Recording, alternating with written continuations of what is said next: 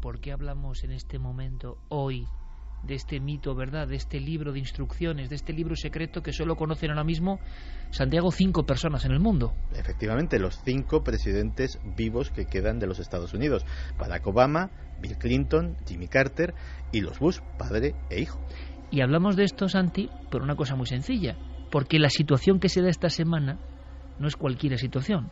Si uno va a los titulares, bueno, en fin, más le vale casi pasar página.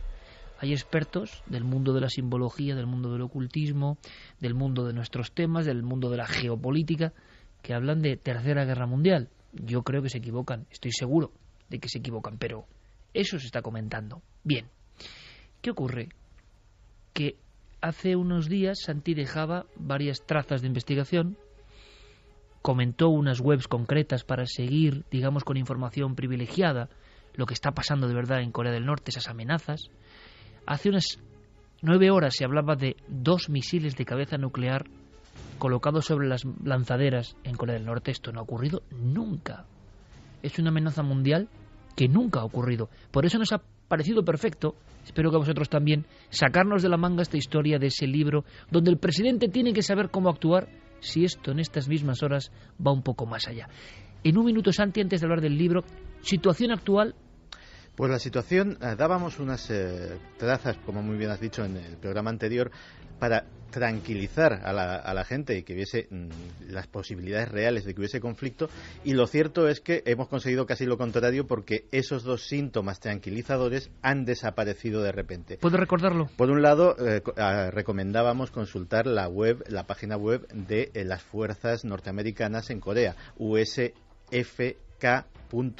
era la página web que misteriosamente lleva caída varios días. Nadie sabe si porque la han retirado los propios norteamericanos para efectivamente evitar dar esa información, porque haya subido el nivel de alerta. Se han enterado de lo que has dicho en Milenio 3, Santi. O porque hayan sufrido, que también es muy propio de las tensiones entre Corea del Norte y Estados Unidos, hayan sufrido algún tipo de ciberataque.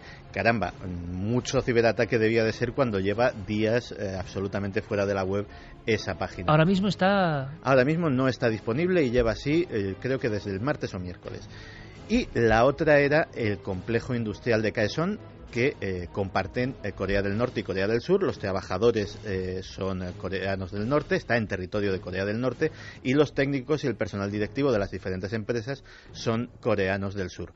Pues bien, Kim Jong-un ha decidido cortar el contacto. El complejo industrial lleva cerrado también varios días, y esos 2 síntomas tranquilizadores que habíamos dado, pues de repente han dejado de ser tan tranquilizadores, y efectivamente de una forma cualitativa en esta semana la tensión ha subido muchísimo. Lanzamos la pregunta a las redes sociales, a la nave del misterio que viaja paralelamente en lo digital. ¿Creéis realmente, como dicen algunos expertos, que estamos cerca de la Tercera Guerra Mundial?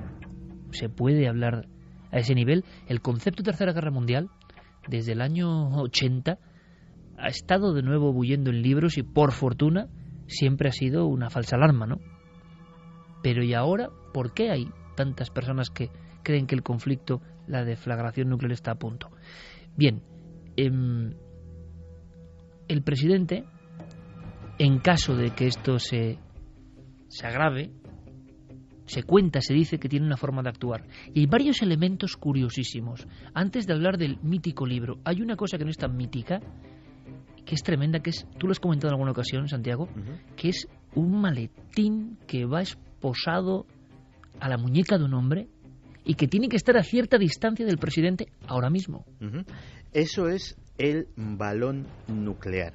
El balón nuclear, que así como lo llaman los miembros del servicio secreto, es un maletín de 20 kilos que lleva un portador, generalmente un militar, que, bueno, pues no tiene que separarse nunca de él y del presidente. Fíjate que tenemos un testimonio de primera mano. Un portador, es el corte 2, se lo decimos a nuestros compañeros de control, un portador del balón nuclear, una persona que ha estado al lado, en este caso del presidente Reagan, se llama Pete Metzger. Pete Metzger nos cuenta qué es y qué significa ser el portador del balón nuclear. Se ve en todas las imágenes. Es un maletín negro como el que llevan los médicos, que contenía, como yo decía, un bocadillo de atún y una revista Playboy. Lo que hay dentro es alto secreto, pero sirve para que el presidente, como comandante en jefe, se conecte con el Centro Nacional de Mando Militar y con los comandantes de las fuerzas que deban responder para iniciar una acción nuclear. O sea, lo primero, de mito poco. No, el balón nuclear, de hecho, efectivamente se puede ver en todas las fotografías del presidente de los Estados Unidos porque tiene que estar a su alcance a pocos metros en cualquier momento. Cuando hace footing, ha habido varios presidentes que han sido muy aficionados al jogging, muy aficionados a correr, el portador del balón, que tiene que tener un porte físico bastante importante, tiene que correr con el maletín detrás del presidente para estar a su alcance, portando un maletín de 20 kilos que nadie sabe lo que contiene. Suponemos, o lo que suponen los expertos, es que lleva un complejo sistema de comunicaciones, un montón de carpetas de papel, ciertos secretos no se confían a los medios electrónicos, detallando los planes de actuación en diversos escenarios, desde una guerra termonuclear total, que significaría la destrucción del planeta, hasta el ataque táctico y quirúrgico a objetivos muy específicos. Y un sistema de localización, ¿para qué? Para en caso de que se pierda, que esté siempre localizado. Es difícil que se pierda porque eso podría haber sido en caso de accidente aéreo, de ataque en plan de lo que sucedió en el 11S, etcétera, etcétera, porque el maletín va unido físicamente, las famosas esposas, al cuerpo del portador, que siempre es un asesor, un militar de alto rango que lleva... Una persona muy vigilada, me imagino también a su vez, porque puede ser objeto de un atentado, de un intento de secuestro, ¿no? En cierto sentido, muchas veces como objetivo es más precioso vigilar el maletín que la vida del propio presidente, porque el maletín, el portador del maletín, tiene todo el poder nuclear de los Estados Unidos al alcance de su mano. Fíjate si es importante que cuando hay un cambio de presidente, hay un relevo en el mando presidencial, el día de la jura, que el presidente cesante está presente también, hay dos. Es el único momento en que existen dos copias de ese maletín. Una que está al lado del presidente saliente y otra que está justo al lado del presidente que va a jurar el cargo. Porque si sucede algo en cuestión de segundos o en cuestión de minutos, en el interín, si sucede mientras todavía no ha jurado el presidente, se hace cargo automáticamente el presidente saliente, y si sucede inmediatamente después del juramento, basta con el decir lo juro para que se active el segundo maletín nuclear, se desactive el primero y tenga ya todo el poder del arma nuclear de la nación el presidente entrante. Llevamos 12 años aprendiendo cosas con Santiago Camacho y nos sigue sorprendiendo, como el primer día. Perdona, Iker, que esto es interesantísimo. Hay una excepción que también en el cine y en la literatura de suspense ha dado mucho juego. No todas las armas nucleares están al alcance del presidente con ese maletín. Hay una excepción que son los submarinos nucleares. Los capitanes de los submarinos nucleares pueden disparar a discreción. ¿Por qué? Porque muchas veces, debido a los temas de su navegación submarina, de que muchas veces están debajo del casquete polar, a grandes profundidades, no se puede comunicar con ellos. Entonces, si reciben la orden de que ataquen o reciben noticias de que Estados Unidos está en peligro o está siendo atacado, ellos tienen capacidad discrecional, sin contar con el presidente, porque puede que el presidente ya haya muerto, puede que las comunicaciones se hayan interrumpido, para activar el arsenal nuclear de su submarino. A Santiago le preguntaremos su opinión personal sobre el momento actual de conflicto, que no lo ha habido nunca desde la crisis de los misiles de 1962. Estamos, por fortuna digo, entretenidos con 25.000 cosas. No hay más que ver, por ejemplo, que la noticia más seguida de los medios de ayer, por encima de la inclusión en lanzadera con cabeza nuclear, ojo, de un país que ha amenazado a Estados Unidos, lo que eso puede motivar en el ajedrez mundial, pues era la segunda más leída, porque la huida de Belén Esteban del programa Sálvame era más leída todavía. O sea, estamos todavía en un mundo donde... Es un bombazo. Sí, también. Quiere decir esto que todavía estamos en un mundo que, con tanta sobredosis de información y de frivolidad en ocasiones, no se da cuenta de lo que está pasando de verdad. Y lo que está pasando de verdad tiene mucho misterio. Por eso necesitamos, de forma especial, vuestras opiniones, vuestras sentencias en ocasiones, vuestras reflexiones también filosóficas a través de la red. Y le preguntaremos al final del dossier a Santiago Camacho su opinión sobre lo que está ocurriendo ahora mismo. Pero claro, con lo que ha contado ya entendemos una cosa, una foto instantánea en la cabeza, una Polaroid. Toda esa tensión de la Guerra Fría que nos decían que se había alejado ya del mundo, no es así. El maletín es seguido. Me imagino a Obama durmiendo, o a Obama en el aseo. ¿Y dónde está el hombre con el maletín? En la puerta. En la puerta. En la puerta. Fíjate, cuando está en el despacho oval, el hombre del maletín está en la puerta del despacho oval.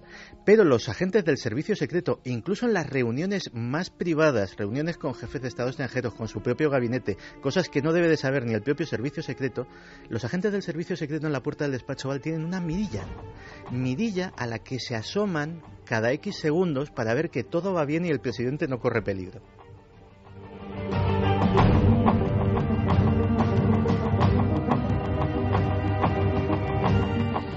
Bueno, pues con esta imagen tan clara, tan diáfana, que solo puede contar en la radio española Santiago Camacho, ahí está, ¿no? Estamos viéndolo. Bien, situación a día de hoy, ahora mismo, complicadísima.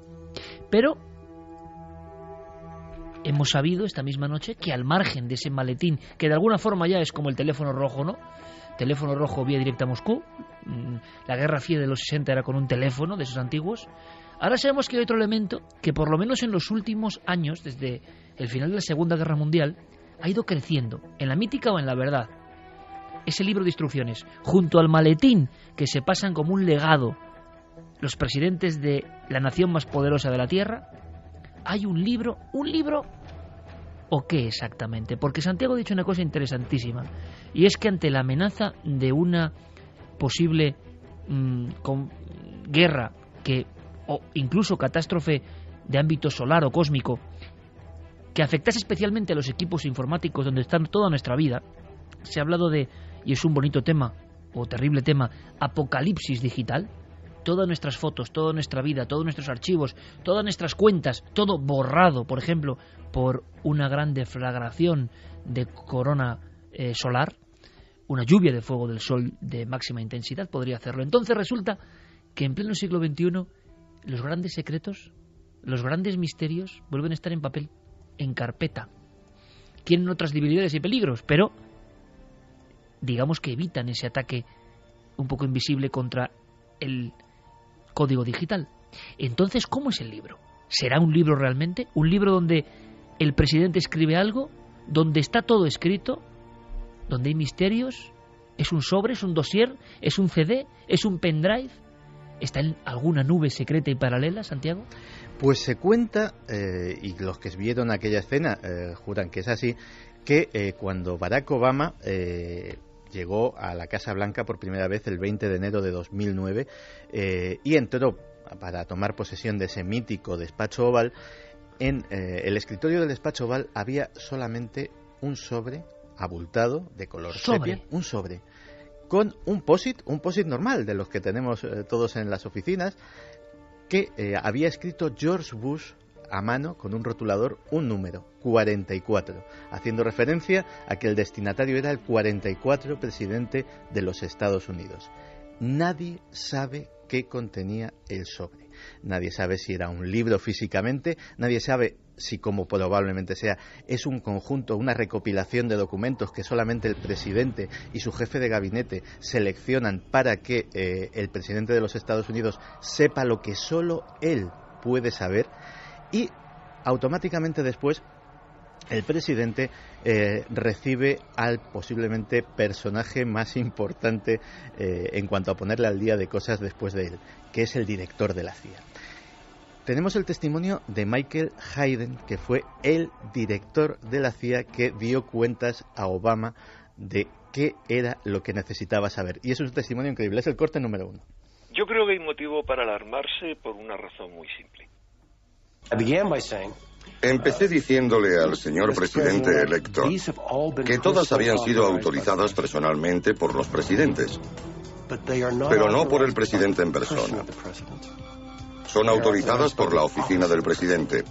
Así que, señor presidente electo, a menos que nos ordene que detengamos alguna, la misma tarde en que jure el cargo seguiremos haciéndolas. Ese paso se denomina llamada de atención, cuando le informas. Y después las fuimos revisando. llamada de atención.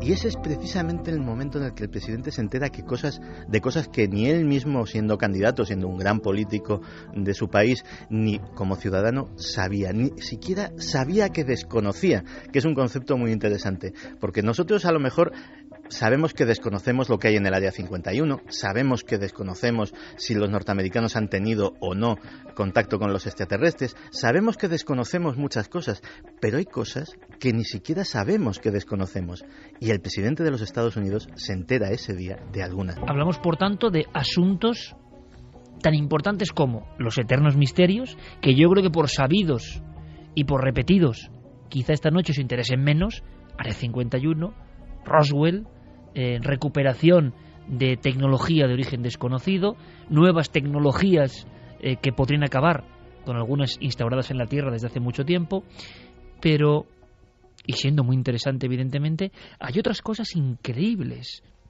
agencias paralelas, pactos o relaciones con sociedades secretas. Bueno, vamos descifrando el libro secreto. ¿El libro o el sobre o los expedientes secretos? ¿Sabes? Fíjate hasta qué punto un presidente de los Estados Unidos se puede llevar sorpresas ese día, que Harry Truman, cuando tomó a la muerte de su antecesor el puesto en plena Segunda Guerra Mundial, el día que se hizo presidente de los Estados Unidos se enteró de que existía la bomba atómica. Él no lo sabía. Él, siendo el vicepresidente, desconocía ese secreto, ese arma secreta que el ejército ponía en ese momento a su disposición. O sea que el presidente, cuando de alguna forma toma el cargo, no ese cargo público que vemos en esa ceremonia bastante austera, por otro lado, muy a la americana, muy normal, sino cuando llega a leerlo, imaginamos en el despacho o a las olas, el contenido de ese libro sobre, es cuando él mismo, imagino, con los ojos como platos, se da cuenta de cosas que son inconcebibles y que solo se transmiten entre ellos. Por lo tanto, grandes cartas del mundo nuestro del misterio también pueden estar ahí escondidas, ¿no? Por supuesto. Y algunos secretos de un edificio emblemático. Hace unas semanas hablábamos en nuestro programa de televisión, hablábamos en Cuarto Milenio, de los fantasmas de la Casa Blanca. Hablábamos de Lincoln, hablábamos de la historia apasionante que tiene ese edificio. Pues ese edificio tiene también un manual de instrucciones que seguramente esté en una carpeta en ese sobre, porque no es un edificio cualquiera. Por ejemplo, hay que saber dónde está el refugio atómico, qué capacidades tiene, qué se puede hacer desde él. Michael Bond, asesor de Reagan, nos habla de ese refugio atómico. Está en el sótano del ala este. Es un antiguo refugio antiaéreo de la Segunda Guerra Mundial, con una puerta muy grande y pesada. Está lleno de literas y latas de comida y de agua y todo eso. Cheney, Condoleezza Rice y algunas otras personas pasaron la tormenta del 11S en el PEOC. 1:58, Milenio 3, estamos todos indagando en el libro quizá más secreto de la historia, o uno de los más secretos. Se habla de esas horas perdidas, de esa abducción, entre comillas, de los principales protagonistas del gobierno Bush en las horas de mayor tensión hasta ahora, comparables de alguna forma, a otro nivel, aquello era un ataque dentro del territorio americano, del 11 de septiembre del 2001. Pues sí, además sucedió en un entorno que era la peor de las pesadillas para una crisis de esas en el ámbito de la Casa Blanca, que era que pillase al presidente fuera de la Casa Blanca. ¿Por qué? Porque aparte de ese refugio atómico, de esa sala absolutamente segura, capaz de aguantar un impacto directo de un arma nuclear y que sus habitantes queden resguardados durante años, aparte de eso, en el otro ala del edificio, también en un subterráneo, está el cerebro, el corazón de la defensa estratégica estadounidense, lo que se llama la sala de situación. El mismo Michael Bond nos cuenta en qué consiste. La mayoría piensa que la sala de crisis es una sala de reuniones, pero en realidad es el centro de inteligencia del presidente. La montó el presidente John Kennedy en 1961 para poder averiguar lo que sabía el resto del gobierno en cada momento. Los presidentes anteriores eran rehenes del Departamento de Estado, del de Defensa o del de Inteligencia para la información. Él comprendió durante la crisis de los misiles con Cuba que no podía dirigir el gobierno a menos que tuviera un acceso más rápido a la información en la Casa Blanca. De inmediato vuestros mensajes. La primera tanda. la primera marea, digamos, de opiniones y reflexiones que seguro que son interesantes, porque esto está pasando. Es importante, está pasando ahora mismo en ese mundo paralelo, por desgracia, de la confrontación entre naciones, entre países, y las amenazas y la propaganda y contrapropaganda. Pero, Santiago, incluso en esos documentos, en ese libro secreto de los presidentes, se llega a hablar de secretos, bueno, yo creo que a veces inconcebibles, como agencias paralelas que trabajan, que precisamente parece que están en otra dimensión, que nadie conoce, que oficialmente no existen, que si a algún miembro del gobierno le preguntan, eso ni siquiera es materia para responder, es una tontería, y llevan 10, 20, 30 años trabajando, programando, construyendo ingenios. Pues sí, de hecho hay una cosa que muy poca gente conoce, que es lo que se llama el presupuesto negro. El presupuesto negro son 50.000 millones de dólares. O sea, pensemos en las cifras, pues, por ejemplo, del rescate a nuestros bancos, del rescate a Grecia, etcétera, etcétera, y vemos que es una cifra abultadísima. 50.000 millones de dólares que nadie sabe a qué se dedican. Están presupuestados, es decir, aparecen en los presupuestos, pero en vez de poner Ministerio de tal cosa, Departamento de Defensa, pone un nombre en clave. Operación Pescado Frito, Operación... Siempre estos nombres así como extraños, que nadie sabe qué hay detrás de ellos. Pues detrás de ellos pueden haber cosas como muy bien has dicho, agencias secretas, agencias como la NASA, como la CIA, como la Agencia Nacional de Seguridad, pero que tengan otras funciones y que nadie sabe que existen. Puede parecer muy fantasioso esto que estamos contando, pero ya ha sucedido en el pasado. Trevor Paglen es un periodista muy versado en temas de Washington, en temas de la presidencia estadounidense, y nos cuenta uno de estos precedentes, posiblemente el más impresionante de todos. Todos hemos oído hablar de la NASA, pues resulta que hay otra agencia espacial que se llama Oficina Nacional de Reconocimiento. Se fundó a principios de la década de los 60 y su existencia no se hizo pública hasta 1992. Durante más de 30 años, Estados Unidos tuvo una agencia espacial secreta cuya mera existencia era secreta. Hay una clase de satélites descendientes de algo llamado Keyhole, que son básicamente satélites de reconocimiento fotográfico, cámaras gigantes que hacen fotos de la superficie. Hay otra clase de satélites de reconocimiento óptico que se llama sistema Onyx. Lo que hace este sistema es lo que se llama radar de apertura sintética. Envía rayos de radar a la superficie de la Tierra y lo recupera para crear mapas e imágenes, lo que permite ver a través de las nubes, ver bajo la superficie y ver por la noche. De hecho, el personal militar asignado al programa Onyx lleva insignias que dice: "La noche es nuestra". La noche es nuestra, ese es el lema. Hay otro epígrafe o otro titular dentro de esos dosieres, carpetas o libro, que es como para pronunciar con mucha reverencia, incluso con cierto temor casi sagrado: Plan del juicio final. Claro, porque en ese libro secreto de los presidentes también hay que ponerse en lo peor. ¿Qué pasa cuando todo falla? ¿Qué pasa cuando no solamente nos hemos metido en una guerra nuclear, sino que la hemos perdido? ¿Qué pasa cuando el presidente ya no existe? ¿Quién controla el país? Pues hay una cosa... ¿Se contempla eso también? Sí, se contempla, y de hecho existe bajo ese epígrafe, el plan del juicio final. Nos lo cuenta un historiador norteamericano, Alan Lightman. El Ejecutivo ha desarrollado planes para la posibilidad de un día del juicio final, que no se fundamentan en la Constitución. Son planes para que el gobierno y el país sigan funcionando bajo la ley marcial. Son extraconstitucionales, porque en la Constitución y las leyes de Estados Unidos no se dice nada que determine qué podría pasar en ese supuesto del día del juicio final. Imagino que oficialmente, Santiago, muchas personas dirán que esto es inconcebible, que esto no existe, que estos son mitos, como los mismos mitos, Área 51, Roswell, muerte de JFK, verdadero motivo, sociedades secretas detrás de la muerte de Lincoln, masonería en el poder, todo eso que igual está dentro del libro, ¿no? Pero se seguirá acusando de cara afuera de que esto es inconcebible, una tontería, una fiebre, ¿no?, por los misterios que no tienen sentido. Bueno, pues curiosamente todo lo que hemos estado tratando hasta ahora, esta noche, son cosas que existen, comprobadas, certificadas, reconocidas por el propio gobierno estadounidense.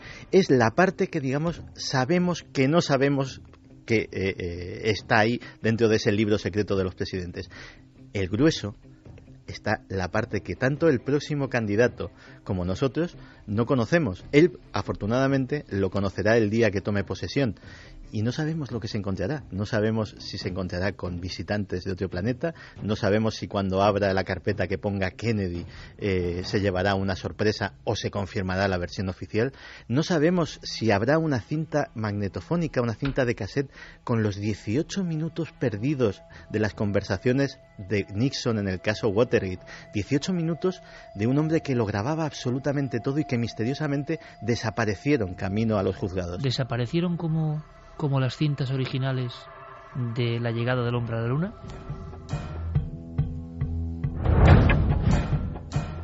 Bueno, pues yo creo que también la noche es vuestra, ¿no? Decían, la noche es nuestra en ese proyecto de investigación, pero los mensajes son importantes cuando vienen de vuestra órbita. Vamos a escucharlos. Sí, incluso nos mandaban fotografías de ese maletín nuclear. ¡Qué bueno! El que pesa 20 kilos. Que da bastante miedito, ¿eh? Sí, sí. Está un poco viejo, ya lo podían cambiar. En fin, vamos con vuestros mensajes.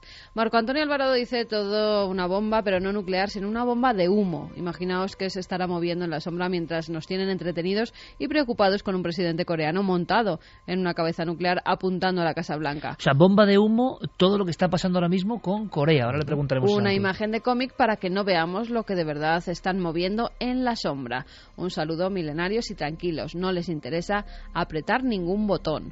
Gonzalo... O sea, pero siempre la teoría es muy curiosa de que los americanos son los poderosos y los que tienen los secretos y los que manejan todo, vamos. Es curioso, yo no digo nada, pero es curioso. Gonzalo de Ramón dice, dudo mucho que se llegue a un ataque real. Mi opinión es que Corea del Norte no quiere más que conseguir una posición de fuerza de cara a negociar ayudas para su querido líder. Para que éste además pueda presumir frente a su pueblo que Occidente cedió ante su poder. El problema sería que a uno de esos soldados desplegados en su particular teatrillo se le vaya la mano con algo. Juan Antonio Sanz nos dice que vivió varios años en Corea del Sur. Lo que me quedó claro es que los surcoreanos sí se toman siempre en serio las amenazas de los norcoreanos. Hombre, amenazas lado, ¿no? Que siempre esconden una razón detrás. Necesidad de la cúpula de Corea del Norte, de afianzarse, de poder ante eventuales grietas en el régimen, o bien el reclamo de un nuevo estatus en Extremo Oriente para garantizar el suministro de alimentos y energía al norte. Mandamos, por cierto, un gran abrazo a nuestro amigo Juan Antonio Sanz, un grandísimo periodista y amigo de esta familia milenaria. David Contreras dice buenas noches a todos milenarios. Como siempre, interesantísimo tema. Recuerdo haber visto algo del libro secreto de los presidentes en la película de la búsqueda, cuando Nicolas Cage secuestra al presidente para preguntar por dicho libro. Cancela dice increíble que nuestra seguridad esté encerrada en un simple maletín. Lucía dice el águila con el rollo de papiro en la pata derecha, el símbolo del libro secreto del presidente. Francisco Míguez, la mirilla para vigilar presidentes le daría muchos problemas a Bill Clinton. Antonio Rubio dice, me pregunto y os pregunto, ¿ese libro secreto del presidente existe? Vamos a hacer una cosa. ¿Dónde tiene guardados todos los secretos? Hablando de Bill Clinton, tengo que decir que, bueno, luego os informaremos. Primero, Fermín, compañero, yo no sé si el tema de Internet va bien, dímelo con un gesto, va bien, ¿no? Bien, digo esto porque, y no es cuestión de conspiración ni que estemos sometidos a una especie de guerra en lo digital, pero como os decía antes, al mismo tiempo que nos llegaban datos alucinantes, ¿no?, del impacto en el mundo de Milenio 3 a través de la cadena SER, de ikerjimenez.com y de los muchísimos lugares donde ya se emite el programa, evidentemente, en este fenómeno que es Internet. Bueno, pues parece que en las últimas semanas, y de inmediato nosotros lanzamos la queja porque queremos que os llegue el programa nítido y como debe ser, a través del dispositivo móvil, de las tabletas, donde Milenio 3 también es líder mundial de difusión en castellano, el programa más descargado, pues resulta que era tanto, digamos, el tránsito de personas al mismo tiempo y la gran cantidad de personas también de Latinoamérica que se unen, ¿no? Y que parece que en las últimas semanas están uniendo de alguna forma exponencial casi. Bueno, pues eso produce cortes de alguna forma en el fluido de la línea, en la información. Es muy molesto para muchas personas que además ya han abandonado, yo lo entiendo, ¿no? Yo sé que Carmen, claro, vivo con ella, claro, es mi mujer, pero ha vuelto a la radio antigua y eso me encanta, ¿no? Nosotros tenemos no sé cuántos iPad, ordenadores, pero para escuchar la radio, esa radio antigua, entrañable, donde, por cierto, y me vais a permitir este lapsus, la radio se oye como estamos ahora aquí, sin ningún tipo de compresión y exactamente como se emite. Todavía por la radio la sensación es diferente, pero bueno, es cierto que imagino que hay un gran porcentaje de personas que ya sea a través de internet o con la aplicación de la cadena SER o de ikerjiménez.com y lo escuchan. Entonces eran cortes permanentes, se hacía casi imposible. Estamos haciendo con nuestro compañero Jeremy Martínez, con las personas de técnica, digamos, encargadas de todo esto en la cadena SER, un esfuerzo, y me cuentan que hoy parece que va la cosa bien. Si tenéis algún problema, nos lo comunicáis. Desde luego, estamos para serviros. El sonido va bien, pero en Facebook están todos los mensajes desbaratados, no siguen una línea de tiempo. Bueno, sí, eso lleva pasando también un tiempo y imagino que el pobre Guillermo León está enloquecido también con todo esto. Seguimos con mensajes. Vamos con más mensajes. José Ramón López dice: ¿cómo estará hoy ese famoso reloj que mide lo cerca que podemos estar de una guerra mundial o del fin del mundo? Perfecto para continuar. Se lo preguntaba yo a Santi en la redacción hace un tiempo y me dijo que es que se hace cada año, ¿no? Se actualiza anualmente. Creo que es en mayo. O sea que estaremos dentro de un mesecito, poco más o menos. ¿Y si pasa algo antes no nos enteramos? No. De cómo está la cuestión. Digamos Tendría que ser mensual por lo menos, ¿no? Sí, la verdad es que pues, se le ocurran poco los de la Asociación de Científicos Americanos. Escuchamos a Enrique de Vicente como ejemplo de las personas que llevan mucho tiempo pensando. Yo creo que se equivocan en este caso. Y el maestro y querido amigo Enrique lo va a entender. ¿Por qué lo digo? Porque es un deseo más que una certeza, ¿no? ¿Cómo demonios el ser humano se va a meter ahora en un conflicto nuclear donde nadie puede ganar realmente? O es muy difícil, ¿no? O se van a perder muchas vidas humanas. Esto es inconcebible. Pero ¿qué piensan ellos? ¿Lo escuchamos, Santi? Vamos a escucharlo porque Enrique nos da una visión, como siempre, heterodoxa, pero muy interesante. Yo creo que hay motivo para alarmarse por una razón muy simple. Vamos a ver, Corea es un país de zombies para mí y está dirigido por un individuo que para mí es un acomplejado y que trata de emular las grandes hazañas de los dos grandes líderes que fueron su padre y su abuelo. A mí no me extrañaría nada que algún acontecimiento externo, por ejemplo una gran tormenta solar o algún tipo de acontecimientos de estos que desequilibran no solamente los campos electromagnéticos de la Tierra, sino los campos electromagnéticos humanos, haga que a este hombre se le vaya la pinza, como se dice tranquilamente, y que haga una locura. Lo que yo creo es que lo que trata una vez más es de conseguir una respuesta por parte de Estados Unidos, por ejemplo, en forma de contribución económica, que es lo que ha hecho anteriormente, chantajearles. Un chantaje, eso es, digamos, la tesis más generalizada entre los analistas de todo el mundo. Sin embargo, Enrique tiene también un análisis muy fino sobre la postura de China en este asunto. Es el gran peligro aquí, ¿no? No, en realidad, fíjate que muchas veces desde Occidente vemos a China como el gran peligro, pero justo en este caso puede convertirse en todo lo contrario, en un factor equilibrante que pudiera parar, que pudiera frenar de una manera muy sutil, o a lo mejor no tan sutil, dependiendo de cómo escalasen las circunstancias, a su vecino coreano. Ya está anunciado por parte de China, con el que Corea tiene un tratado de mutua ayuda desde hace mucho tiempo, que están desplazándose tropas hasta la frontera con la intención de entrar a proteger las instalaciones nucleares coreanas, porque esas seguro, tendrían que ser en cualquier conflicto el objetivo prioritario del ataque norteamericano, con armas convencionales, pero eso podría desencadenar, en el peor de los casos, una contaminación comparada con la cual un lugar que tú conoces muy bien, Chernóbil, sería un juego de niños, y esa contaminación nuclear afectaría de forma inmediata a una parte de Rusia, que es la más próxima a Corea, muy poco poblada, pero a buena parte de China. Tropas chinas, no norteamericanas, invadiendo primero pacíficamente para proteger esas instalaciones nucleares Corea del Norte y luego, quién sabe, si incluso deponiendo a un régimen que empieza a ser peligroso hasta para sus propios aliados. Es una posibilidad. Pero aquí estamos hablando de teorías racionales llevadas a un régimen, llevadas a un culto al líder que no es en absoluto racional. ¿Sabes que Kim Jong-un y sus dos predecesores, su padre y su abuelo, estaban obsesionados con la numerología? Estaban obsesionados con un número concretamente. ¿Cuál? El 9. Había 8 chamanes en cada una de las provincias de Corea que se reunieron para al primer Kim Jong, digamos, decirle el futuro. Y una de ellas, la más importante, la de la región de Pyongyang, le dijo: tu destino y el de los que te sigan estará ligado al número 9. Pues Enrique, si sucede algo, tiene una teoría sobre en qué fechas deberíamos de mirar con más recelo. Y a ese respecto, yo planteo fechas bien concretas, conociendo un poquito el país. La fecha más importante es el 15 de este mes, que es cuando se cumple el aniversario del gran líder fundador de ese gran país lleno de hambrientos. Pero ¿qué ocurre? Conociendo otra manía que tiene el régimen, que es una manía consustancial, que es la manía numerológica del 9, habría que plantear dos fechas, una que descarto, que es el 9 de este mes, y otra que tomo muy en serio, que es el 14 de abril, porque 14 más 4 más el año suman 9. Entonces, esa yo la doy como posible porque es la víspera, es decir, en ese mundo de fantasía en el que viven amenazando con que van a destruir Estados Unidos. Bueno, un día lo destruyen, el 14, y al día siguiente festejan la fiesta nacional. Claro, es una visión que puede parecer irracional para un mundo, una nación que es, así a bote pronto se puede decir, bastante irracional por lo que conocemos, aunque hay quien piensa que todo esto es propaganda.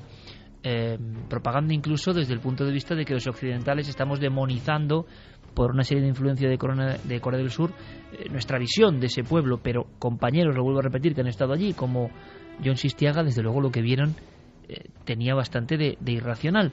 Ahora, ¿qué ocurre? Que fechas concretas e incluso difusión de vídeos de propaganda de cómo destruir Estados Unidos en 72 horas, Santi, sí, en Corea del Norte. Es que estamos hablando efectivamente de un país y de un régimen y de una personalidad que no son en absoluto convencionales.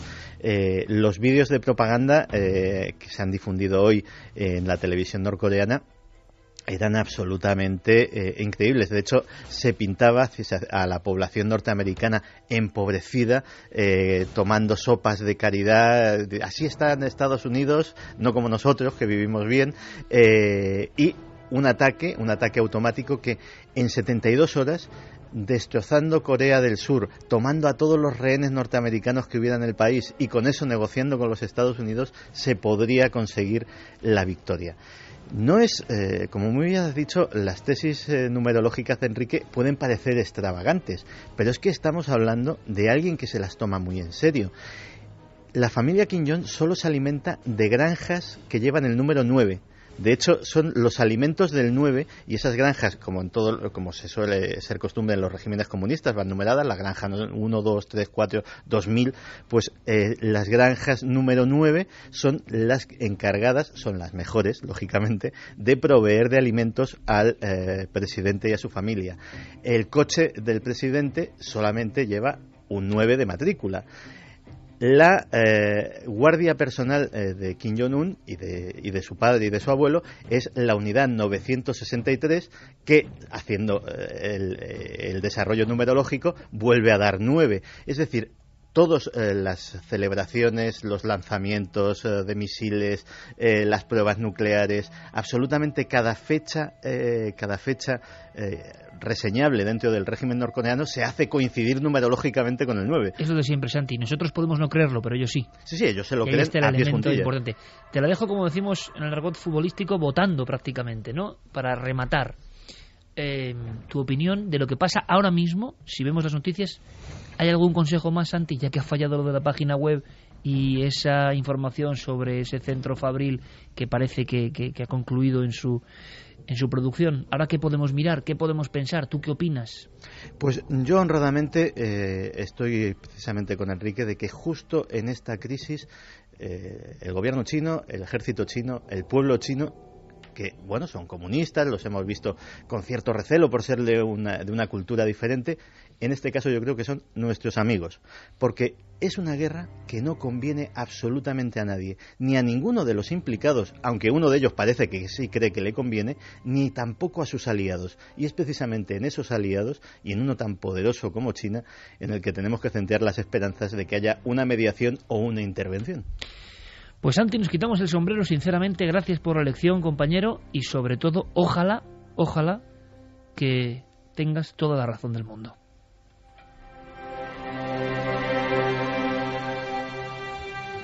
Y mientras tanto, ocurren otras muchas cosas. Siguiente ráfaga, aunque sea muy breve, Carmen, de pensamientos, abuela pluma, sobre esta cuestión que parecía ya anacrónica, ¿no? Después de la Guerra Fría, después de la caída del muro de Berlín, después de que el mundo de alguna forma perdiese su tensión permanente entre dos formas de mirar la realidad, encontrarnos con una tensión con misiles, cabezas nucleares, lanzamiento, amenazas. Esto sonaba increíble ya. Esto quedaba fuera de los libros de texto, ¿no? ¿Qué opináis?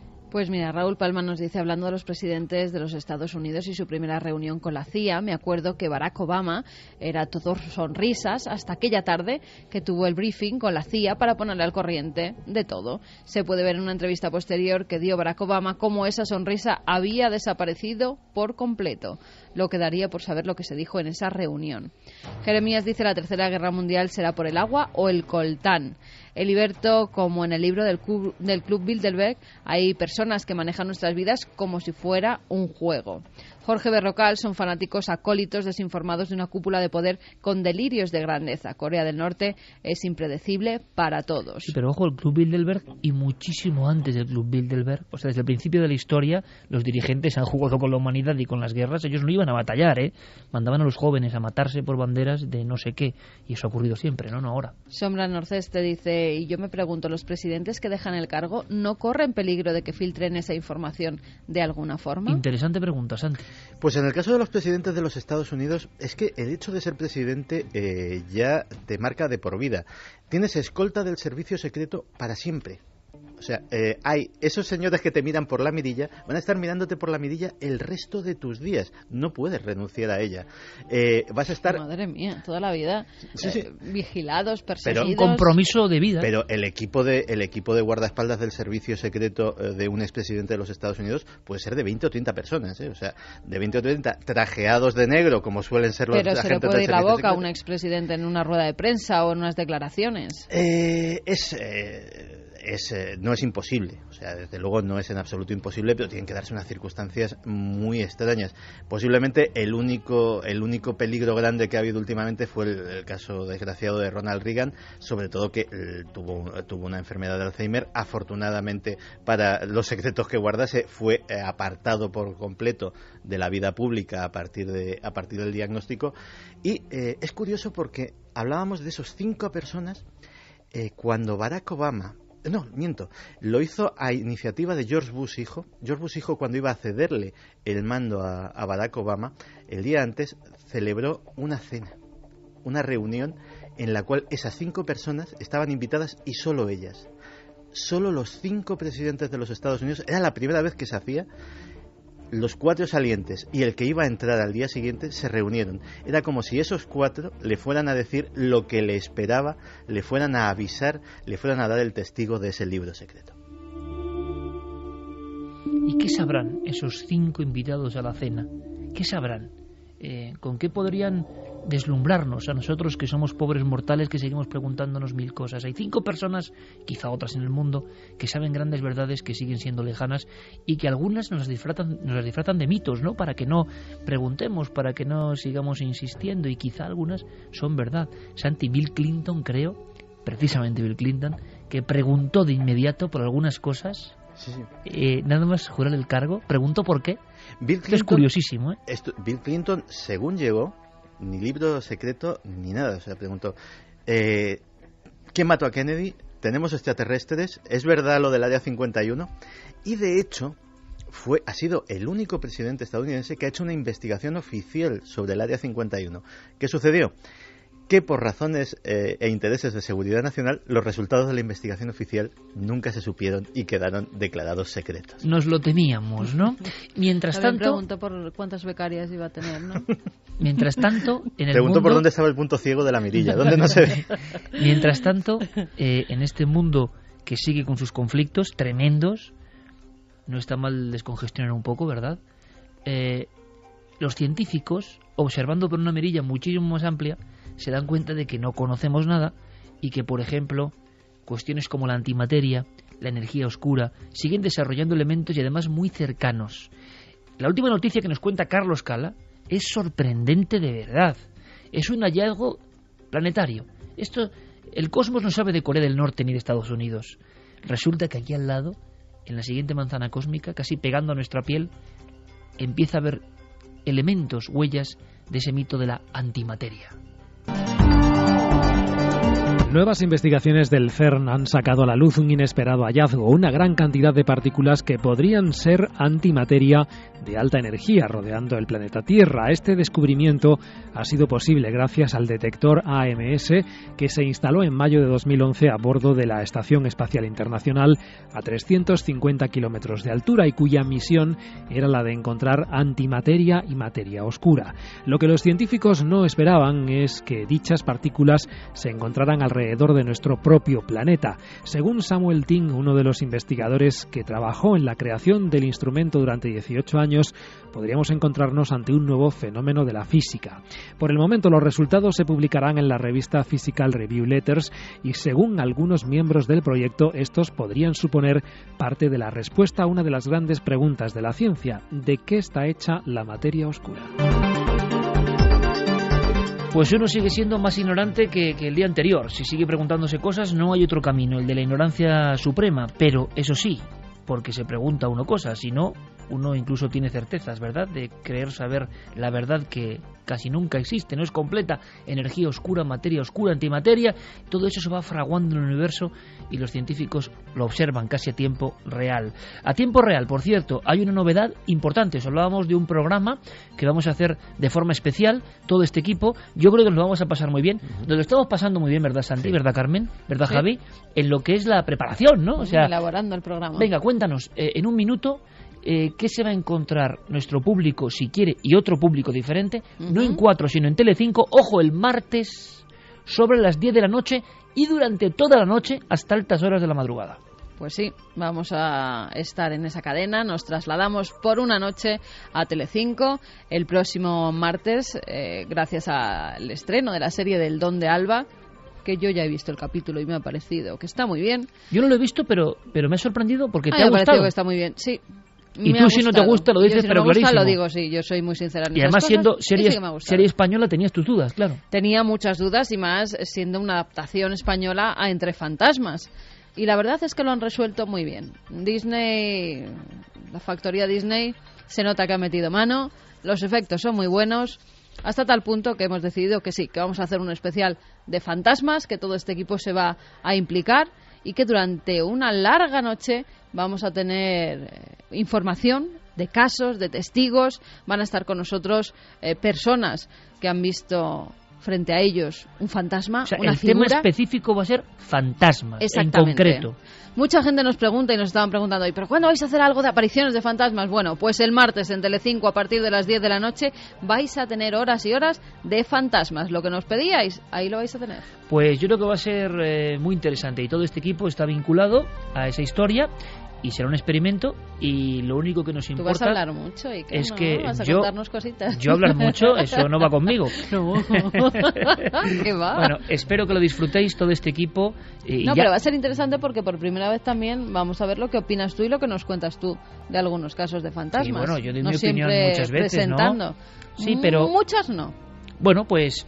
Yo creo que va a estar muy bien, que va a ser muy divertido, que es diferente y es más, no creo que sea algo para otro público, sí puede haber otro público y yo creo que es importante abrir, y quizá muchos me entiendan, ¿no?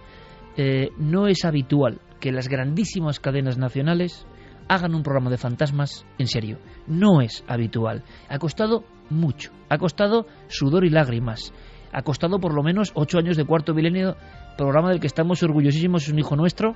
Y creo que por lo menos hemos intentado pues con nuestra honestidad, con nuestra forma de ver las cosas, no reírnos jamás del amplísimo abanico del misterio.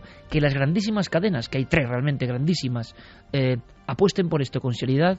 Oye, nosotros tenemos que acudir al reto, a pecho descubierto y sin red, este equipo al completo, y pasarlo muy bien y que lo paséis muy bien.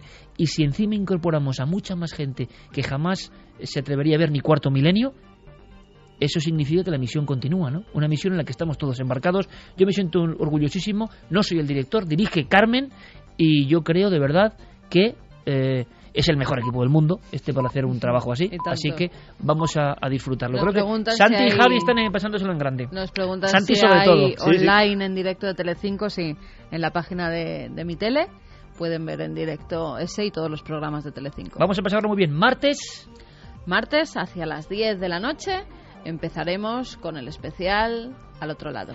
Al Otro Lado se llama el programa, y por cierto que me pasan la comunicación también de Mediaset también, y Guillermo León tiene el enlace en nuestra web, porque quedan ya muy pocos días, esto hay que decirlo, quedan pocos días para que siga la venta y productos ya agotados.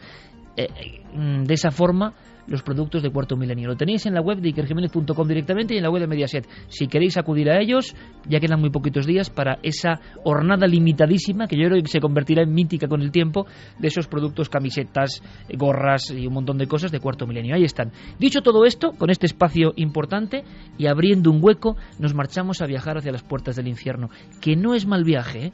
No es mal viaje, sobre todo si se hace de esta forma, con una noticia, con un hallazgo, con grandísimos maestros comentando cosas que de verdad son para notar, y sobre todo con esta música, porque sigue la ciencia escrutando el mundo de la música y sigue comprobando que la ciencia cambia nuestras células, la música, perdón, cambia nuestras células, nuestra percepción, y cuando uno va a una puerta del infierno acompañándose, por ejemplo, de las increíbles sintonías de Indus Dead Can Dance, claro, ¿cómo no va a cambiar?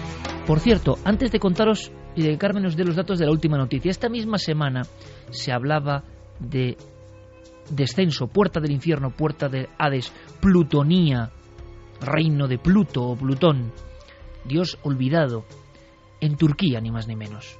Pero yo creo que hay que hacer una guía, tener para este viaje una mochila interesante. Y veréis, yo sé que a muchos les sorprende, porque a muchos les sorprende no solo mi amistad, sino mi consideración de auténtico maestro de Fernando Sánchez Dragó. Porque otra cosa es las boutades, las cosas un poco lanzadas que yo no me las creo, y ese tipo de cosas. Yo hablo del maestro que hizo Gárgoris y Ávilis. El libro básico, que yo le vuelvo a recomendar, si queréis entender lo que es la España mágica, la patria mágica e inmortal, lo que somos, lo que fuimos y lo que ya casi no se entiende. No se puede mirar uno al espejo sin saber lo que fue. Eso hizo Sánchez Dragó en el 78. Durante 5 años, 73 y 78, recorrió España como ningún otro sabio. Y bien, de acuerdo, todo el mundo me dirá, o gran parte, no, es que no sé qué, parece mentira, Sánchez. Maestro, para mí es un maestro por su obra. Y hemos conseguido, ojalá un día podamos ir a visitar los lugares de Gárgoris y Ávilis, saber algo más de puertas del infierno y plutonías en el mundo y en España. Pero como digo, el mundo en aquella época, en la época del hallazgo que nos va a contar Carmen, no es el mundo de ahora. El mundo de entonces tenía unos mapas concretos, que se transmitían, como decía Santi, como el libro de los presidentes, solo entre iniciados. El iniciado o iniciando podía ser un héroe que para conocerse a sí mismo tenía que descender a veces al infierno. Qué hombres aquellos, qué mujeres aquellas que se interrogaban a sí mismos en catacumbas, con músicas como esta, en noches como esta.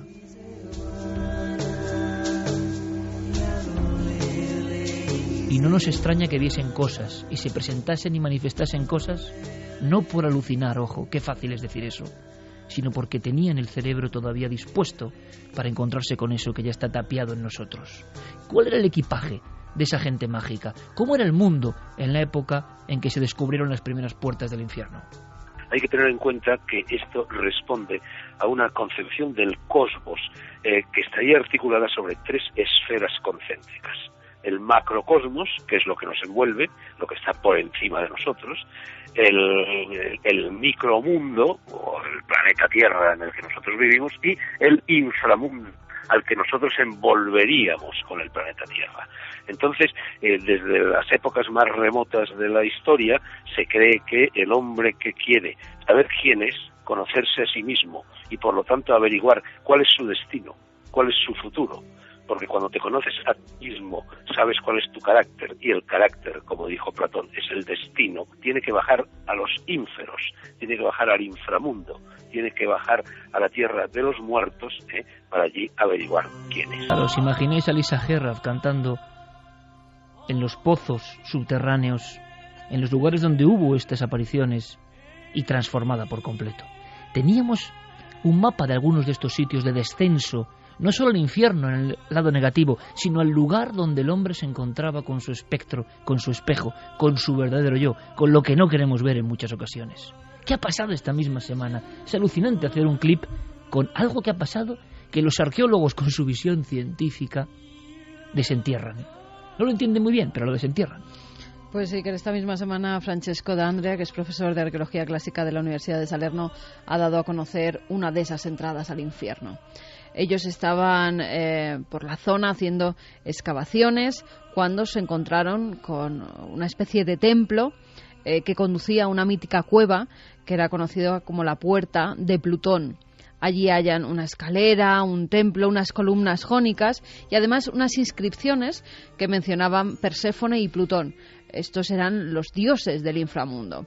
Para los griegos y para los romanos el infierno existía físicamente, o sea, era el lugar donde cuando morías las almas físicamente empezaban a bajar, se metían dentro de la tierra y los conducían hasta el infierno. El geógrafo griego Estrabón dejó escrito que existían 3 Plutonion, así lo llamaban, y que todos ellos estaban además curiosamente cerca de cuevas o de lagos que por algo eran especiales, que tenían ciertas propiedades.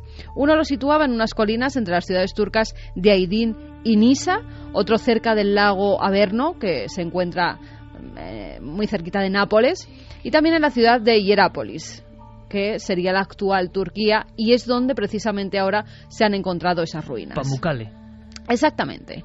A esta última le dedica un profundo estudio porque acude hasta ella, él visita físicamente esta entrada al inframundo, incluso dice que es un lugar lleno de misticismo, lo deja por escrito, pero que también hay mucha maldad, porque según escribe, y te relato sus palabras, ese espacio está lleno de un vapor denso y brumoso, por lo que apenas se puede ver el suelo. Cualquier animal que pasa a su interior encuentra una muerte instantánea.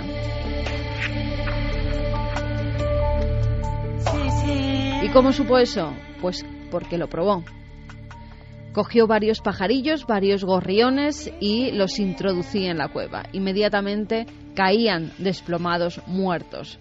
Ya tenía la constancia.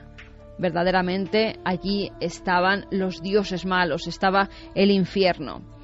Además, históricamente ya estos arqueólogos sabían que se hacían ciertos tipos de rituales en la zona. Han encontrado una gran piscina. En esa piscina, al parecer, los sacerdotes, los que pues de cierta forma llevaban los rituales en la zona, descansaban allí durante muchas noches para intentar contactar con los espíritus. Además, tenían ensoñaciones. En esas ensoñaciones pues preguntaban cosas. ¿Te acuerdas de cuando estuvimos en Cádiz? Claro. En unos lugares que se llamaban como de incubaciones, ¿no? Esas ensoñaciones se producían porque era un lugar mágico, porque estaba cerca de respuestas que podían dar mientras dormían. Templos y preguntaban, exactamente, pues esto era una especie de templo del sueño. Es más, tanto griegos como romanos peregrinaban hasta allí, muchos de ellos para conocer cuál iba a ser su futuro, qué iba a suceder, qué iba a pasar. Y en los sueños se presentaban entidades que daban informaciones concretas. Uno ahora dice, los sueños son. Nos han acostumbrado a que los sueños son una especie de papelera de nuestro Windows interno.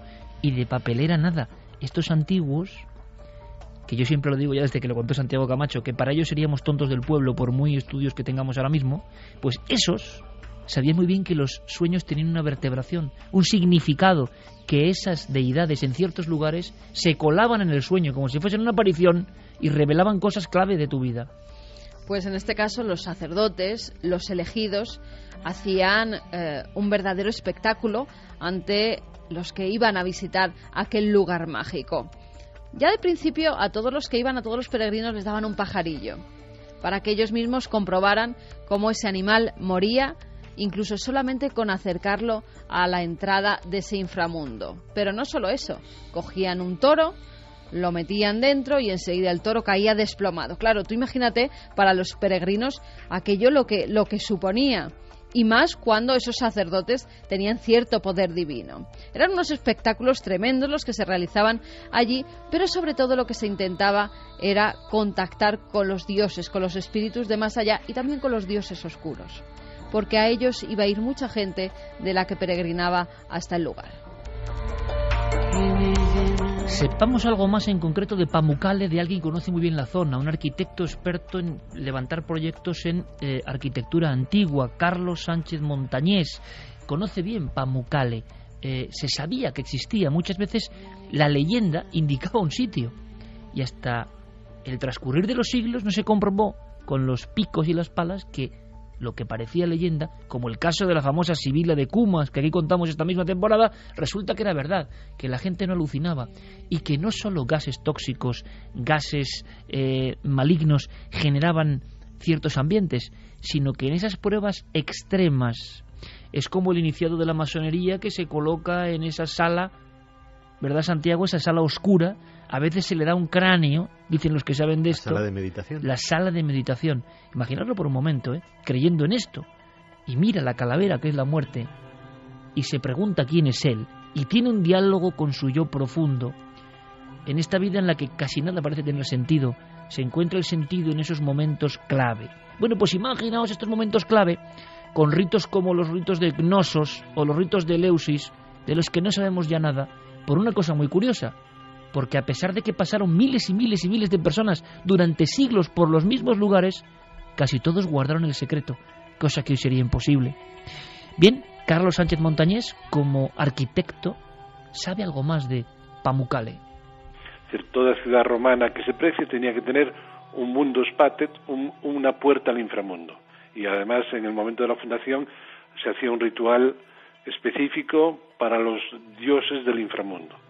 Lo que ocurre es que en Hierápolis, que es un lugar, Hierápolis ya significa ciudad santa, ciudad sagrada, es un lugar que por su emplazamiento en la antigüedad, tanto en el mundo griego como en el mundo romano, tenía una importancia muy grande, porque es un lugar con unas fuerzas, digamos, telúricas del subsuelo muy poderosas, es un lugar donde todos los castillos hoy que se conocen turísticamente, los castillos de Pamukkale, que son los castillos de carbonato cálcico. Luego también hay lugares donde, allí mismo, donde hay una cierta reactividad. Por supuesto, la emanación de gases tóxicos, como puede ser el CO2, hace que todo sea realmente espectacular, es monumental y espectacular. Y por lo tanto alcanza una notoriedad en el mundo romano muy grande. Y por lo tanto podemos decir que se ha descubierto la puerta del inframundo de Plutón más importante y más conocida a principios de nuestra era, que es la que... Hablamos aquí de esa Sibila de Cumas y del lago Averno, muy cerca de allí. El lago Averno, el lago del infierno, ¿qué pasaba allí? Bueno, pues nos vamos con Fernando Sánchez Dragó. El lago del Averno está situado en la Campania, cerca de Cumas, en Nápoles, cerca también del Vesubio. Hay que tener en cuenta que muchas plutonías guardan relación con cráteres. En Averno sería el lago, en algunos casos, según algunos historiadores y geógrafos, una especie de golfo que ocuparía la boca de un antiguo cráter. La palabra Averno viene del griego, significa hornos. Hornos son pájaros, la ornitología, ¿no? Entonces era un lugar sin pájaros, ¿no? Porque los pájaros huían de esta boca de acceso al infierno. En el Averno, en el fondo del Averno, en el Hades, en la tierra de los muertos, se abría un abismo. Ese abismo recibía el nombre de Tártaro. Y allí habitaban los orcos, y de ahí procederían los ogros de los cuentos infantiles. De repente hemos trazado una línea desde un lugar físico y geográfico hasta nuestros días y nuestros miedos. Vayamos más allá. Sabíamos que en el lago Averno y en el lugar de la Sibila de Cumas se aparecían estos dioses, estas ánimas, se hacían ciertos ritos. Pero hay puertas del infierno, puertas de lo sobrenatural, célebres, con otras formas, como las laberínticas, como comentábamos, Carmen. Tú hablabas de un toro, y el Minotauro es otro de los grandes mitos. Es un monstruo, mitad hombre, mitad toro. Por supuesto que no ha habido, que sepamos, yo ya no sé nada, pero hombres híbridos con toros. Pero se habla de una metáfora, de algo que ocurría, de un ser tremendamente poderoso y oscuro que aparecía al final de unos caminos sinuosos y que uno, si se lo encontraba, incluso podía preguntarle si su furia no le mataba directamente por su propio yo, por el conocimiento, por la verdad. ¿Por qué hay más allá? ¿Por quién es uno? ¿Por qué hubo antes del nacimiento? ¿Por qué ha nacido uno y no otro? En fin, preguntas que en la vida del ser humano han sido importantísimas. Vayamos a Cnosos, pero conozcamos también otro lugar sorprendente y que sé, Carmen, que a ti te gusta mucho por los misteriosos retratos de una naturalidad impresionante y desconocida en Egipto. De pronto en Egipto alguien empieza a pintar diferente del resto. Son los hallazgos y retratos de Al-Fayum. ¿Te acuerdas? Bueno, pues en esos dos lugares, puertas del infierno. La cueva del Minotauro, los palacios de Cnosos y Festos en Creta, es decir, los laberintos, representan precisamente eso, el laberinto de la vida.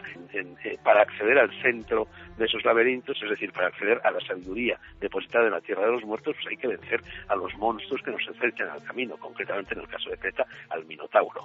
En Egipto hay un laberinto, el primer laberinto del que tenemos noticias, que está en lo que los latinos llamaban el lago Moeris, que está situado a 80 o 90 kilómetros del Cairo, prácticamente, en fin, a una hora y media de coche, y allí está el laberinto que en árabe, en el antiguo Egipto, se llamaba el Fayum, y allí es donde las almas, después de la muerte de los portadores corpóreos de esas almas, aguardaban el juicio de Osiris, que con su balanza, colocando en un platillo de la balanza las buenas acciones cometidas y las malas acciones cometidas, decidiría el destino ultraterreno, el destino de ultratumba de esas almas.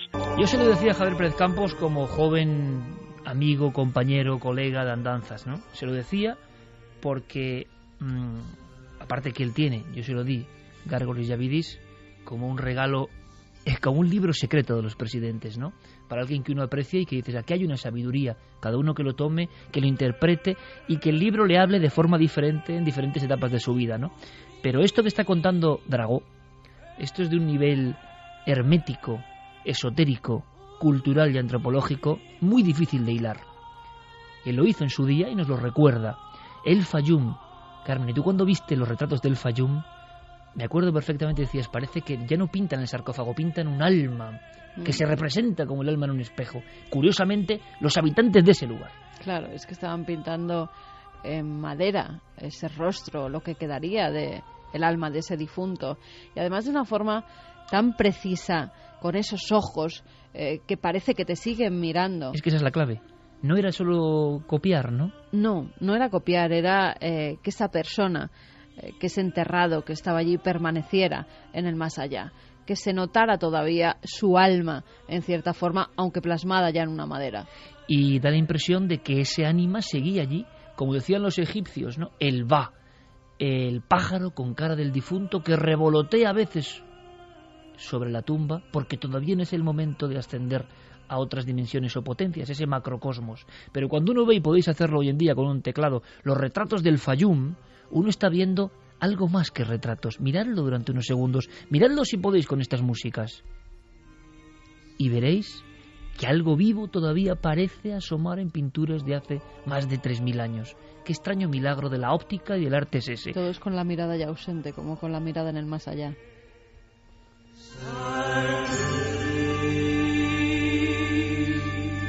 Este viaje que os proponemos es un viaje que iniciaron muchos sabios antiguos en nuestro país también. Evidentemente, si yo hablo y un día, si queréis, y fuera de prejuicios y de cuestiones más o menos banales, queréis saber algo más de ese libro de Gárgoles y Avidis, podemos hacer un día en especial. Es un viaje por la España mágica antes que nadie. Ha habido otras grandes guías como las de Atienza, hombre, y Menéndez Pidal y Marcelino, un montón de intelectuales, Menéndez Pelayo, pero con esta fuerza e interrelación de cosas, comprobándolos in situ y con un bagaje cultural de este nivel, no ha habido. Igual ni habrá. Por eso ahora se lee esa Biblia del misterio español y cuando va a las cavernas descubre cosas que solo se están pensando especular ahora. Dragó sabe que era una especie de, no sé si de trance o cualquier historia en la que se metería él vio cómo se le revelaba todo eso. ¿Qué hay en España? ¿Qué plutonía se podría destacar en España? ¿Cuáles son las puertas del infierno? Se ha hablado a nivel popular del Escorial y de otras. Más modernas, más manidas. Hay unas más antiguas. ¿Y sabéis la diferencia? Que la gente sigue acudiendo a ellas. Da igual la ciencia, la matemática, la lógica y la racionalidad. Da igual la computadora y da igual lo que digan. A cierta plutonía en España sigue acudiendo la gente con sus muertos. Como si algo les obligase a hacer un camino de conocimiento como hicieron los órficos, como hizo Parménides, como hacían los etruscos. Es como ese camino fortísimo dentro del alma que obliga a hacer un rito que uno casi ni entiende, pero algo le catapulta a seguir haciéndolo generación tras generación. No es solo una romería, no es una cosa pintoresca, aunque algunos solo vean esa capa superficial. Es algo mucho más potente. Es el alma en su peregrinación. ¿En qué lugar ocurre esto? ¿Cuál es la plutonía española? Lo cuenta el autor de Gárgoris y Avidis. Toda Galicia está llena de plutonías. El viaje a Compostela es una reproducción del viaje al Finisterre que tenían que emprender los héroes iniciáticos del mundo antiguo para asistir en la costa del Finisterre, que no en balde se llama la costa de la muerte, al ocaso, al crepúsculo, al momento en el que el sol se escondía, y asistir al día siguiente a la resurrección del sol. Desde este punto de vista, toda la costa de la muerte está llena de plutonías. Pero lo más significativo de todas estas plutonías españolas se encuentra en San Andrés de Teixido, justamente en el Cabo del Ortegal. En San Andrés de Teixido hay una romería, es la tierra de los muertos, y hay una romería a la cual acuden el día 8 de septiembre los gallegos, una romería muy tradicional, y lo hacen acompañados por los muertos de sus familias, a los cuales se les deja sitio en el coche y se les sirve plato en la comida. San Andrés de Teixido, San Andrés de Teixido como plutonía es impresionante, porque a muy pocos kilómetros de San Andrés de Teixido, por ejemplo, se abre lo que allí se llama el Pozo do Inferno, el Pozo del Infierno, Y el Pozo del Infierno hay un arroyo que se llama arroyo Carón, como Caronte, que baja de ese Pozo del Infierno, está esculpido en la roca viva el rostro del cancerbero. Curiosamente, en San Andrés de Teixido, por ejemplo, no se puede hacer noche. No sé si ahora habrá alguna fonda, algún hotel, alguna hostal, pero cuando yo lo visité, cuando recorría toda España buscando estas cosas para escribir Gárgoris y Avidis, no había ninguna fonda, no se podía pernoctar en San Andrés de Teixido porque efectivamente los muertos salen por la noche y entonces los gallegos que iban a la romería tenían miedo de pasar la noche. 54, este era un poco el viaje de media hora hacia la España remota, pero también ancestral, eterna, la patria del misterio auténtico, de cosas que nos queda el esbozo, el destello y no sabemos por qué, y solamente acudiendo a viejos libros sagrados o iniciados podemos entender algo. Mi compañero Javier Pérez Campos, en la penumbra a mi derecha, ponía unas expresiones tremendas escuchando a Fernando Sánchez Dragó, porque él, en los Cárpatos, en la Europa del centro y del este, en la Europa de la figura del vampiro, ha vivido algo parecido. El miedo eterno al muerto que de alguna forma no se acaba de marchar y que vuelve. Es el mismo miedo que en los años 70, porque ahora la cosa ha cambiado mucho, quizá la vida de ella ha cambiado mucho, pero no ha tapado del todo la sustancia, la esencia, el alma, porque ese mismo miedo al muerto que no ha recibido su rito ocurre en San Andrés de Teixido cada 8 de septiembre. Lo ha vivido nuestro compañero Pablo Villarrubia. Historias de garras negras, de muertos que no se les ha honrado, de ese temor, de ese código perdido, pero que en la Galicia eterna, como tierra mirando siempre al mundo de los difuntos, una tierra de conexión al mismo nivel casi de Egipto, y que puede estar en España y tener carreteras y estar perfectamente civilizada como cualquier otra tierra de nuestro país, pero que tiene todavía ese alma, ese nexo que no se debe perder, esa romería, esa fiesta extraña, ese personaje que sale embozado o crucificado y que miramos como una postal, jijijaja, qué gracia. Eso viene de ancestros, de ideas, de conceptos, de arquetipos, de misterios que fueron esenciales y solo para los borricos de hoy, me incluyo, han perdido su realidad porque ya no la entendemos, porque la hemos dejado de lado. Recomponer esa realidad, ese es otro viaje, un viaje que creo, humildemente, que algunos, los aquí presentes, llevamos haciendo en peregrinación mucho tiempo. No sé qué os ha parecido el viaje, a mí me ha gustado. lo importante es lo que digáis vosotros, por supuesto, en esta franja final. Pues mira, nuestra compañera Clara Taucer nos recuerda que, según el dicho, quien no conoce San Andrés de Teixido en vida, lo conocerá una vez muerto. Lo había soltado ese Santiago Camacho, pero diciéndolo con los labios, emocionado, embriagado de España mágica, pero sin pronunciar la voz, claro, evidentemente. Jaime dice: hola equipo, esta Semana Santa pasada quien no foi de vivo, no, quien no foi de... Y da de muerto quien no fue de vivo. Eso. Mejor no lo digas en exacto, déjalo. Jaime dice: hola equipo, esta Semana Santa pasada estuve en Turquía, un país mágico, y entre otros muchos lugares estuve en Pamukkale. ¿Quién iba a decir que pocos días de estar allí después sale esta noticia? Bonito lugar que no solo se encuentran tumbas o la puerta del infierno, sino también obtuve esta bonita estampa. El agua de allí sale caliente y el carbonato cálcico ofrece unos paisajes que parecen nevados. Además es un sitio turístico tremendo porque la gente va allí a tomar precisamente esas aguas. Pero es que, ¿sabéis cómo han encontrado esta cueva, esta boca del infierno? Siguiendo al revés las aguas, desde aquí, desde estas piscinas, hacia lo que es ahora la entrada de la cueva, de la puerta. Hay un detalle más, yo no sé, Noel, si podemos recuperar el primer corte numerado con el 19 de Carlos Sánchez, exactamente, montañés, si es posible. Os digo por qué, porque hay una anécdota y luego seguimos con los mensajes a la vuelta, que tiene que ver con Pamukkale, y algo que ha pasado esta semana también, y algo que tiene que ver con el Vaticano. ¿Os imagináis el nexo imposible? Un hallazgo arqueológico en Turquía, el Vaticano, el Papa. El Papa fue de las aguas. Bueno, desde el punto de vista de la cronología en la que estamos viviendo es muy interesante, porque si hacéis una consulta de las fuentes en el mes de marzo, la prensa ha estado hablando de manera general de las puertas de Hades, pues con el nombramiento del Papa, es decir, al nombramiento de Pedro en los Evangelios, en Mateo, se habla, ¿no? Yo a la vez te digo que tú eres Pedro y sobre esta piedra edificaré mi iglesia y las puertas de Hades no prevalecerán contra ella. Y esta cita a Mateo, pues con el nombramiento del Papa Francisco, la prensa ha estado haciendo recuerdo de este fragmento de los Evangelios. Y precisamente ahora, cuando digamos que era un lugar común en la prensa mundial, aparecen las puertas de Hades, las puertas, popularmente las puertas del infierno, en Turquía. La frase en el nombramiento del Papa, la piedra de la Iglesia tapando las puertas del infierno y lo que ha ocurrido. En fin, seguimos con muchas más informaciones. En apenas unos minutos serán nuestros compañeros con toda la actualidad. Santiago Camacho, mañana nos vemos y el martes también. Vale, ya ve, lo del martes nos lo vamos a pasar todos muy bien, ya lo verás. Seguro. Un abrazo, compañero. Es un lujo siempre hacer radio contigo. En fin, muchas más cosas en apenas un instante. Aquí en Milenio 3 el viaje continúa.